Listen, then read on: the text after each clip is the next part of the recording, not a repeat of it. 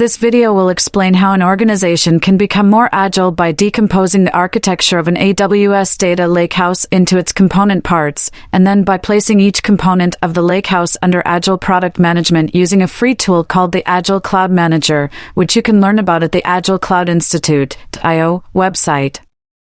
We will also explain a free working example of a software-defined AWS data lakehouse appliance, which you can download from the Agile Cloud Institute.io website. The same kinds of basic components of a data lakehouse exist in each type of cloud, but architecture of data lakehouses is subtly different in each of the various cloud providers. This video will discuss architecture of the collection of AWS managed services, which can be pieced together to form a data lakehouse. To make this easier to learn, we have divided this video into 7 small sections, which are listed as follows. First, we will define the problem that can be solved by the architecture that we will explain in this video. Second, we will summarize how our free tool, Agile Cloud Manager, can be used to solve the problem. Third, we will build up a picture of all the major components of an AWS data lakehouse. Fourth, we will explain how you can examine each of the components of the data lakehouse in order to determine the most effective architecture. Fifth, we will start to explain the free working example of a software-defined AWS data lakehouse, which you can download from the Agile Cloud Institute.io website. In the 5th section, we will show you how we have decomposed the data lakehouse into a few high-level systems. 6th, we will describe how the subcomponents of each system in the example appliance interact with each other to serve the needs of specific user groups. 7th, and finally, we will discuss some of the next steps you can take after this architectural introduction. Let's begin with part 1, the problem definition. A common problem is that the extreme complexity of data lakehouses can make it difficult for business stakeholders to drive the evolution of the enterprise's data platform. If the data lakehouse becomes too complex to explain, the lack of adequate explanation can cause data scientists to become less accountable to business stakeholders. This lack of adequate accountability can be very dangerous in an era in which data science and artificial intelligence are changing the shape of many industries. A data lakehouse can become a monolithic mess that is difficult to evolve if the data lakehouse is not designed in an agile way. A monolithic mess can hold the organization back at a time when the organization needs to innovate quickly. We must prevent a monolithic mess so that business stakeholders can be in a position to drive innovation with data and AI. Now, in part 2, let's look at how Agile Cloud Manager solves this problem. There are at least 3 specific ways in which Agile Cloud Manager makes it easier to drive innovation in data lakehouses.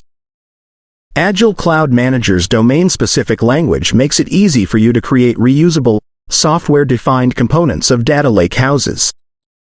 You can design each component to accomplish specific business goals for specific parts of your business.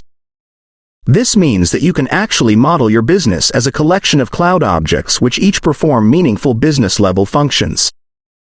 Agile Cloud Manager's command line interface CLI makes it easy to deploy the business-level functional components of your data lakehouse. Easier deployments means easier evolution, so that your data lakehouse can evolve to meet business-level requirements more quickly. Also, you can eliminate a lot of redundant pipeline code, because each one-line CLI command does the work of what would otherwise be huge quantities of pipeline code. Less pipeline code makes it a lot easier to maintain systems defined with Agile Cloud Manager. Agile product management can also be applied to each of the business-level components that you can define using Agile Cloud Manager's domain-specific language. Agile product management can enable business stakeholders to more easily drive the evolution of your data lakehouse. This means that you can create an Agile product backlog for each of the major components of your data lakehouse. Agile Cloud Manager's domain-specific language makes it easy for an architect and a product manager to translate specific feedback from users into specific changes to specific aspects of the data lakehouse that have meaningful value to the business. And the Agile Cloud Manager can make it easy for you to deploy those changes quickly. Here in part 3, let's build up an AWS data lakehouse architecture starting with an empty slide and gradually adding each of 14 elements one at a time. Each component of the data lakehouse will be clearly numbered, and we will only add one component at a time to reduce the complexity so that the entire lakehouse can be easier to understand. Let's begin with the data sources, which you can see numbered 1 on the left-hand side of the slide. Data sources for a data lakehouse include virtually every possible type of data that can be relevant to your business. This includes all types of data inside your organization. And this also includes many types of data that are outside of your organization but that are relevant to your organization. Databases are one example of data sources. Your organization might have hundreds or even many thousands of databases, which are all being updated all the time and which all might need to be copied into the data lakehouse on an ongoing basis. Software as a service providers are another example. If your organization uses software as a service providers like Salesforce, then data from those software as a service providers will need to be ingested into your data lakehouse on an ongoing basis. Live streaming data in many different forms can be relevant. You might need GPS data from your support and distribution network. Or you might have Internet of Things appliances in many geographic locations streaming data back all the time. Batch files from legacy systems like mainframe systems might need to be ingested. Image data of many types might have relevance.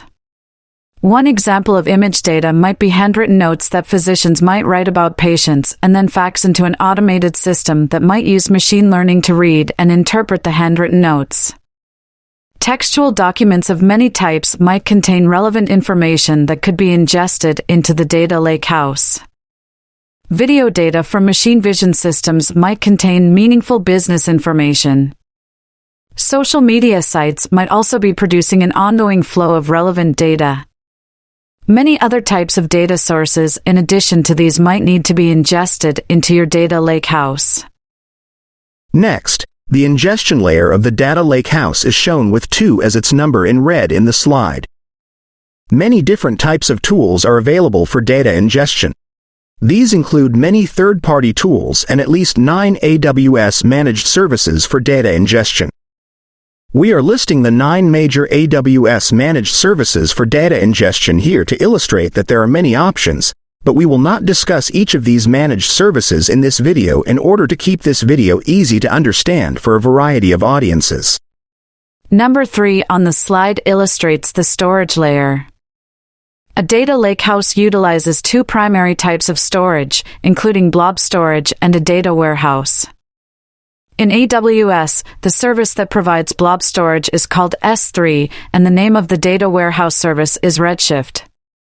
Together, the blob storage and the data warehouse are able to store all types of data, including structured data, unstructured data, and semi-structured data. Number 4 on the slide is the data catalog. In AWS, Glue is the name of the service that manages the data catalog. There should be one single data catalog that serves as the one central source of truth for your entire enterprise. The data catalog not only lists all of the data in the data lakehouse. The data catalog also provides metadata about each of the types of data in the data lakehouse. Together, the data and metadata in the data catalog are what enable the data in the data lakehouse to be searchable. Number 5 illustrates the transaction layer in the slide. The transaction layer includes services that handle SQL queries. AWS has 2 major services in this category. Athena is better suited for handling queries of blob storage. And Spectrum is better suited for handling queries of the data warehouse. The transaction layer is what consuming applications interface with in order to use data that is stored in the data lakehouse. Number 6 in the slide illustrates some of the types of integrations that can connect consuming applications to the data lakehouse. Most consuming applications will run SQL queries to retrieve data from the lakehouse. Business intelligence tools will also query the data lakehouse. Machine learning or artificial intelligence systems might rely on the data lakehouse for their ongoing work. Live streaming data services might also rely on live streaming data feeds from the data lakehouse. Number 7 on the slide shows many different types of users of various types of applications that might use data from your data lakehouse. Some examples of types of users might include executives, salespeople, marketing people, customer support people, operations people, finance people, and human resources people, among others. Notice that we have not discussed the bottom of this slide yet. Data needs to be transformed in the data lakehouse, and a lot of work has to be done to maintain the data lakehouse. Let's examine 3 types of people who do the work to create and evolve the data lakehouse. Number 8 illustrates data engineers. Data engineers are responsible for a number of things, beginning with ingestion of data into the data lakehouse. Data engineers create and maintain data pipelines, not only for data ingestion, but also for cleaning data, enriching data, and transforming data. Data pipelines can be created using many different tools. The 4 data pipeline tools that AWS offers as managed services include Glue workflows, step functions, Apache Airflow, and Lambda functions. The data pipelines can use the transaction layer to query the data catalog directly. But number 10 on the slide illustrates that big data compute clusters are sometimes required because some data jobs are so huge that dedicated computer clusters must be used to perform the jobs. AWS offers EMR as its managed service for big data computer clusters, including Spark clusters. EMR stands for Elastic MapReduce. Many people are more familiar with the name Elastic MapReduce. Data scientists are number 11 in the diagram. Data scientists interact directly with data pipeline tools. But data scientists can also interact with data science tools, which are numbered 12 on the diagram. AWS offers 2 primary managed services for data scientists, including SageMaker and Bedrock. You could also deploy and host your own data science tools on AWS using open source tools. But this video is focusing on managed services provided by AWS. Number 13 illustrates security for the entire data lakehouse. AWS offers LakeFormation as an access management tool specifically focused on data lakehouses. IAM is also used for identity and access management for data lakehouses. If you begin working with the example data lakehouse appliance that we will describe in coming slides, you can see that LakeFormation is designed to optionally override IAM in some situations in which LakeFormation is able to make it a lot easier to manage the specific requirements of securing access to resources in a data lakehouse.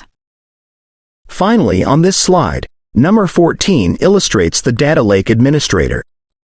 The administrator is responsible for implementing most of the data lakehouse. Not just security and user management, but also possibly deploying the entire data lakehouse to provide working environments for all of the other types of people illustrated on this diagram. Let's take a moment simply to look at this entire diagram. Do you see how complex a data lakehouse can become? We started with a blank, empty slide in the video. Then we added one component at a time. We numbered each component. We were careful to discuss each component before adding the next component. Hopefully, the slow, incremental building of this diagram has made it easier to understand. But do you see how complex a data lakehouse can become? You will need to simplify this by decomposing the data lakehouse into smaller components in order for your organization to put your data lakehouse under Agile management. Agile Cloud Manager can make it a lot easier to decompose a data lakehouse into meaningful components that can more easily be put under Agile management. The remaining slides in this video will explain how. Here on the 4th slide, let's start to simplify the complexity that was illustrated in the previous slide. The best way to decompose the data lakehouse into meaningful components is to closely examine the lifecycle of each element of the lakehouse. This is a three-step process.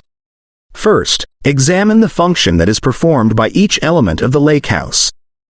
This will tell you what each element of the lakehouse actually does.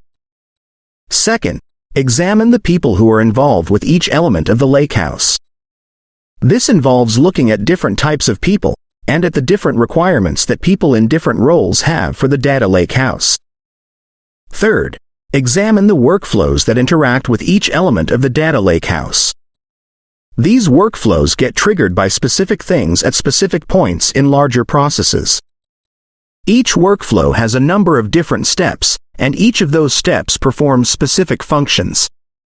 People are involved in most of the steps in each workflow. After you have mapped out all of the functions, people, and workflows for each element of your data lakehouse, you will be able to see how the components can best be grouped into new Agile products. Requirements gathering for each component will involve refining the function performed in order to better serve the people involved in specific workflows. The life cycle of each component will help you understand how often each component will need to be redeployed. Each new Agile product that you define should focus on serving specific types of people by improving specific functions within specific workflows. It will also help if deployments of each new Agile product can be done on a schedule that does not disrupt users. We have taken the liberty of creating a few example Agile products for you, so that it will be easier for you to begin decomposing a lakehouse into your own new Agile products. We have also created a free working example of a software-defined AWS data lakehouse that you can download and begin working with right away to seed your AWS data lakehouse initiatives. Our free working example of a software-defined AWS data lakehouse uses Agile Cloud Manager's domain-specific language to group elements of a data lakehouse into 3 distinct systems, and each of the systems can be easily deployed using Agile Cloud Manager's simple command line interface. The 3 systems in our free example AWS data lakehouse include a core system that includes all of the resources that are shared by all users of the data lakehouse. A data engineer system that includes resources that are specific to data engineers. And a data scientist system that includes resources that are specific to data scientists. Each one of these systems has distinct functionality, life cycle, and building blocks. You can rearrange the elements of these systems any way you want. And you can create as many additional systems as you want. But these systems are offered as example starting points, so that you can begin immediately with something that works out of the box. And so that you can solicit feedback from stakeholders earlier in your process without having to wait for a long development cycle. The next few slides will take you through what is inside each of these example systems. The core system is composed of a foundation and several different types of services. The foundation contains things that are shared by the many types of services. For example, the foundation of this particular example system includes networking, IAM roles, storage, some secrets, and some ingestion of data. The services in this example system each perform specific types of operations on things that were defined in the shared foundation. You can have as many types of services as you want, but the example services in this starter system do the following things. Add users to roles that were created in the foundation. Add a database. Add tags for use by other services. Associate tags with specific resources. Assign permissions to a table in a database. And assign permissions to users. The services and the foundation are defined in whatever templating language you prefer. In this case, this example uses CloudFormation templates underneath the Agile Cloud Manager system template. You can also add your own scripts to each service or foundation, and your scripts can run either before or after the underlying templates. Preprocessors are your scripts that you can run before running an underlying template. Postprocessors are your scripts that you can run after running an underlying template. Together, preprocessors and postprocessors enable you to do things like import data, run other automation, or delete data. The data engineer system in our example AWS Data Lakehouse appliance interacts directly with the core system, but also has its own subcomponents. The foundation in our example data engineer system includes IAM roles, configuration for an EMR cluster, and a dedicated EMR cluster for data engineers to use. The data engineer system also contains a service that creates IAM users. And there are also example preprocessors and postprocessors that do things like copy data, run other automation, and delete data. Of course, you can reorganize the elements of these example systems any way you want to. For example, you might add a service that can create an EMR cluster on demand at any time if you do not want to pay to always have a permanent EMR cluster running. The structure of your system definitions will depend on things like which job roles in your company own each task and how often you want to deploy each component. The data scientist system in our example is also a simple working starting point intended to seed your ideation process. The foundation of our data scientist example system contains some shared storage for items that do not need to go into the data lakehouse's central store. There are two types of services in this example. One service creates an EMR cluster and a SageMaker domain. The other example service just creates a SageMaker domain. This example system also includes preprocessors and postprocessors that do things like copy data, run automation, and delete data. There is a free and fully functional example of a software-defined AWS Data Lakehouse in the Marketplace section of the Agile Cloud Institute.io website. You can find the working example either by typing in the URL shown in this slide or by navigating to the Marketplace from either the engineering section of the website or from the Data Lakehouse articles in the architecture section of the website. You can seed your Data Lakehouse initiative by using this working example to get something up and running right away on day one. We offer hands-on training that you can use to get the Data Lakehouse running right away. You can do a formal proof of concept by revising the architecture to fit your own requirements, and then by changing the free working examples code to implement your own revised architecture. You can also develop your own roadmap for all the other projects that can grow out of your proof of concept. Agile Cloud Institute can help you with this journey. You can hire Agile Cloud Institute to provide technical support, training, and consulting. We would be happy to help you.